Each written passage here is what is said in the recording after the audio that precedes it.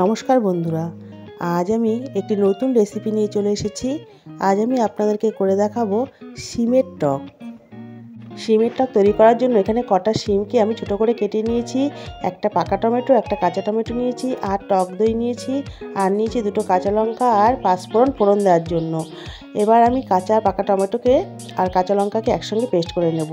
আগে থেকে একটা কড়া বসিয়ে দিয়েছিলাম, কড়াতে তেলও দিয়ে দিয়েছিলাম, সাদা তেল। তেল গরম হয়ে গেছে, ফোড়ন দিয়ে দিলাম কাঁচা লঙ্কা আর পাঁচফোড়ন। এবার শিমগুলো এর মধ্যে দিয়ে দেবো। দেখুন শিমগুলো সব দিয়ে দিচ্ছি। শিমগুলোকে আমি হালকা করে ভেজে নেব।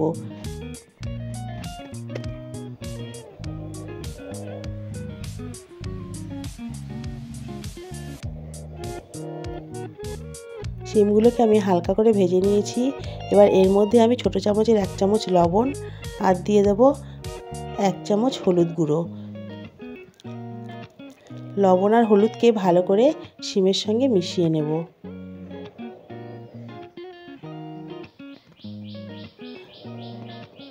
লবণ হলুদ মেশানো হয়ে গেছে। এবার আমি ছোটো বাটির 1 বাটি টক দই ফেটিয়ে রেখেছিলাম, টক দই দিয়ে দিলাম। আর একটা টমেটো, কাঁচা টমেটো, একটা পাকা টমেটো আমি পেস্ট করে নিয়েছি কাঁচা লঙ্কা সমেত, সেটাও দিয়ে দিলাম। এবার এইভাবে আমি 2 মিনিট ধরে কষিয়ে নেব। দেখুন 2 মিনিট ধরে আমি ভালো করে এইভাবে কষিয়ে নিয়েছি, কষানো প্রায় হয়ে এসেছে। এবার আমি এর মধ্যে ছোটো বাটির 1 বাটি জল দিয়ে দেব।